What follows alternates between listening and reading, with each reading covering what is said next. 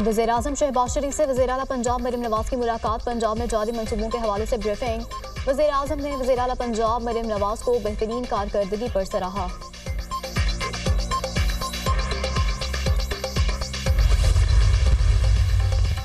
तहरीक इंसाफ खुलकर chief election commissioner के सामने आ गई। चीफ इलेक्शन कमिश्नर और सूबाई अरकान के खिलाफ सुप्रीम जुडिशल काउंसिल से रुजू कर लिया। चीफ इलेक्शन कमिश्नर और अरकान के खिलाफ मिसकंडक्ट पर इंक्वायरी का मुतालबा।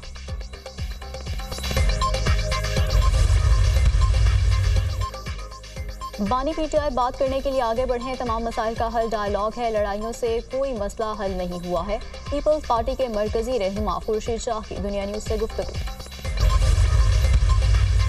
कप्तान ने कहा फौज को न्यूट्रल होना चाहिए, तो चेलों ने कहा लब्बैक, वाह वाह, फौज को न्यूट्रल होना चाहिए। फिर कप्तान ने कहा अमेरिका साजिश कर रहा है, फौज हमें बचाए, तो लोगों ने कहा कि अमेरिका तो साजिशी है, हमारे मुल्क के खिलाफ है, हमारे मुल्क के खिलाफ इसने ऐलान जंग किया है, हमारे आइन को पामाल किया है, हमारी पार्लिमान को पामाल किया है, फौज हमें बचाए। हुकूमत की पीटीआई को मुज़ाकरात की फिर पेशकश। आए बैठे बात करें, सुलझाएं, बात करो बर्बाद मत करो, सुलझाओ उलझाओ मत। इंतशार की सियासत करने वाले मुल्क के खैर खां नहीं। बानी ने कहा फौज न्यूट्रल होनी चाहिए। चेलों ने कहा लब्बैक। अब बानी कहता है नून लीग एस्टेब्लिशमेंट से हमारी लड़ाई करवा रही है।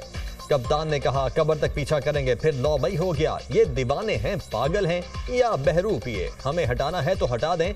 मुल्क ऐसे चलता रहा तो बर्बाद हो जाएगा। दहशतगर्दों के खिलाफ ऑपरेशन नहीं होने देंगे, तो बताएं क्या होने देंगे। हम कहते हैं बात करें, ये कहते हैं धरना देंगे। वजीर पेट्रोलियम मुसद्दिक मलिक की प्रेस कॉन्फ्रेंस। हुकूमती जमात का तर्ज अमल सियासी नहीं गैर सियासी है। ये क्या हुआ, आओ बैठो मुज़ाकरात करें। क्या मुज़ाकरात की दावत इस तरह देते हैं? हम तो पुरअमन एहतजाज तक नहीं कर सकते हैं। इस तरह के मुज़ाकरात की पेशकश को हम कैसे तस्लीम करें? यह हुकूमत फॉर्म 47 की पैदावार है, जो जुल्म और ज़्यादतियाँ आज भी जारी रखे हुए है। आज भी हमारे लोगों को उठाया जा रहा है। ये लोग चादर चार दीवारी का तकद्दुस पामाल कर रहे हैं। चेयरमैन तहरीक इंसाफ बैरिस्टर गोहर का मुज़ाकरात की पेशकश पर जवाब।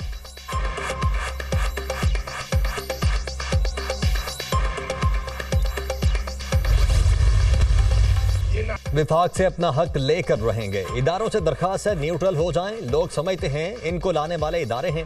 विभाग की हुकूमत अंदर कुछ और बाहर कुछ और है। ये लोग जिस चीज पर हाथ डालते हैं वो तबाह हो जाती है।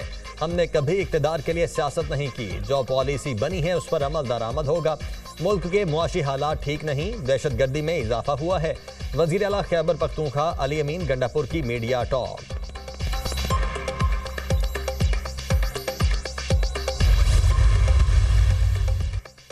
तहरीक इंसाफ इलेक्शन कमीशन को हटाने के लिए खुलकर सामने आ गया। चीफ इलेक्शन कमिश्नर और सूबाई अरकान के खिलाफ सुप्रीम जुडिशल काउंसिल से रुजू दरख्वास्त दायर कर दी। चीफ इलेक्शन कमिश्नर और अरकान के खिलाफ मिसकंडक्ट पर इंक्वायरी का मुतालबा। इल्जामात साबित होने पर चीफ इलेक्शन कमिश्नर और अरकान की बरतरफी की सिफारिश की जाए। इलेक्शन कमीशन साफ शफाफ इंतखाबात की आईनी जिम्मेदारी अदा करने में नाकाम रहा। इलेक्शन कमीशन कानून के मुताबिक नतीजे जारी करने में भी नाकाम रहा है। पीटीआई उम्मीदवारों से कागजात नामजदगी छीने गए। कारकुनान को अगवा किया गया। इलेक्शन कमीशन ने प्री पोल धांधली पर आंखें बंद किए रखी। पीटीआई की दरख्वास्त में शिकायत।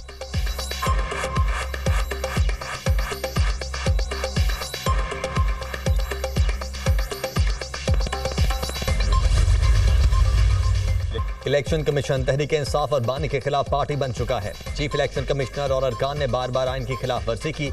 इलेक्शन कमीशन ने हमारी नशिस्तें गैर कानूनी तौर पर दूसरी जमातों में बांटी। इलेक्शन कमीशन आम इंतखाबात में होने वाली धांधली में भी मुलव्वस है।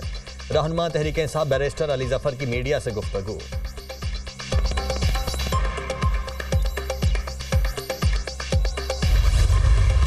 हुकूमत का मखसूस नशिस्तों का मामला पार्लियामेंट में लाने का फैसला। सदर मुमलिकत ने कौमी असम्बली का इजलास 30 जुलाई बरोज मंगल तलब कर लिया।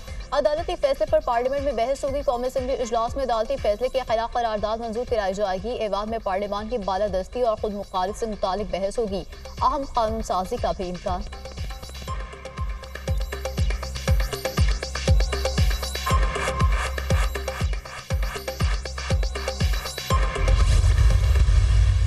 पीटीआई को फैसला करना होगा कि वो चाहती क्या है। जो पीटीआई के साथ हो रहा है वो पीटीआई का अपना किया हुआ है। आप उनके ज़माने में देखें इस तरीके से उन्होंने सियासतदानों को, और मैं आपके सामने सदर आसिफ अली जरदारी, मोहतरमा फ़याज़ तालपुर साहिबा या नून लीग के जो लोग थे उनकी भी ख़वातीन भी, उन सब के साथ जो सलूक उन्होंने किया था, आपने किया, उस गलती का एहसास करें।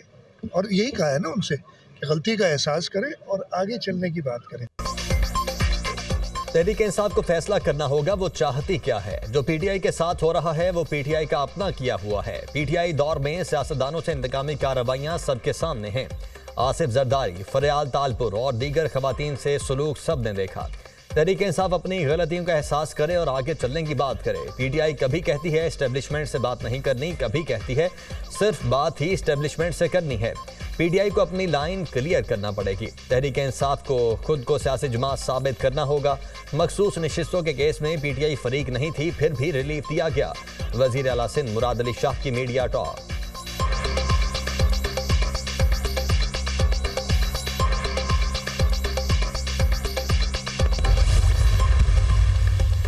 पीटीआई की सोशल मीडिया पर इदारों के खिलाफ मुनज़्ज़म मुहिम की तहकीकात। 5 रुकनी JIT तश्कील। वज़ीर-ए-आज़म शहबाज शरीफ ने कमेटी की मंजूरी दे दी। आज इस्लामाबाद JIT की सरबराही करेंगे। डायरेक्टर FIA साइबर क्राइम भी कमेटी में शामिल।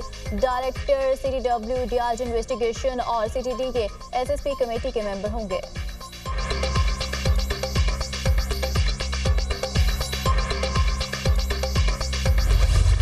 महंगाई और महंगे बिजली बिलों के खिलाफ जमात इस्लामी के धरने का दूसरा रोज। कारकुनों के लियाकत बाग में डेरे, खवातीन की बड़ी तादाद मौजूद। मरी रोड के एक ट्रैक की बंदी से शहरियों को मुश्किलात। मरी रोड का एक हिस्सा खोल दिया गया, ट्रैफिक बहाल। एहतजाज में शिरकत पर 180 अफराद के खिलाफ मुकदमात दर्ज। पुलिस ने हिरासत में लिए बेशतर कारकुनों को छोड़ दिया। पुलिस ने मुख्तलिफ शहरों से 300 से जायद कारकुनों और ओहदेदारों को हिरासत में लिया था। फस्तायत और मुज़ाकरात साथ साथ नहीं चल सकते। गिरफ्तार कारकुनों को फौरी रिहा करें। 25 करोड़ अवाम का हक लिए बगैर धरना खत्म नहीं होगा।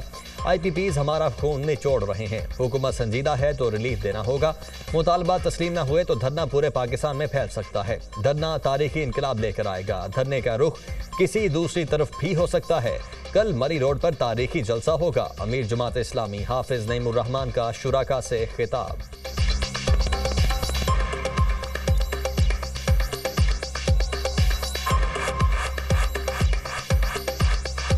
जमात इस्लामी के बाद बुजुर्गों को भी गिरफ्तार किया गया है, किसी को नजरबंद किया गया है। जिम्मेदारान को मुतनब्बे करता हूँ कि फौरी तौर पर इन गिरफ्तार शुदगान को रिहा भी किया जाए और उनके सारे मुकदमात खत्म भी किए जाएं। अपना सियासी हक इस्तेमाल करते हुए पाकिस्तान के 25 करोड़ लोगों का मुकदमा लड़ रहे हैं। वो IPPs जो हमारा खून निचोड़ रही हैं। अगर जेन्युइन तरीके से इन्होंने बिजली के बिल कम नहीं किए और IPPs के मसले को एड्रेस नहीं किया तो ये धरना फिर यहाँ नहीं रहेगा, फिर ये आगे भी बढ़ेगा, फैलेगा भी, पूरे मुल्क में जाएगा। पूरा मुल्क इसकी पुष्ट पर आकर खड़ा होगा। किन मुतालबात पर हुकूमत से मुज़ाकरात किए जाएं? जमात ने फहरिस्त तैयार कर ली। 500 यूनिट माहाना वाले सार्फिन को बिलों में 50% रियायत देने का मुतालबा। पेट्रोलियम डेवलपमेंट लेवी खत्म की जाए। पेट्रोलियम मसनूआत की कीमतों में हालिया इजाफा वापस लिया जाए। अशिया ज़रूरत की कीमतों में 20% कमी का भी मुतालबा। गैर तरक्याती अखराजात पर 35% कट लगाया जाए। IPP से कैपेसिटी पेमेंट और डॉलर में अदायगी का मुआहदा खत्म किया जाए। ज़राअत और सनतों पर टैक्सेस में 50% कमी का मुतालबा। तनख्वाहदार तबके पर टैक्सों का ज़ालिमाना बोझ वापस लिया जाए। मराद याफ्ता तबके से टैक्स वसूल किया जाए। जमात इस्लामी के मुतालबात।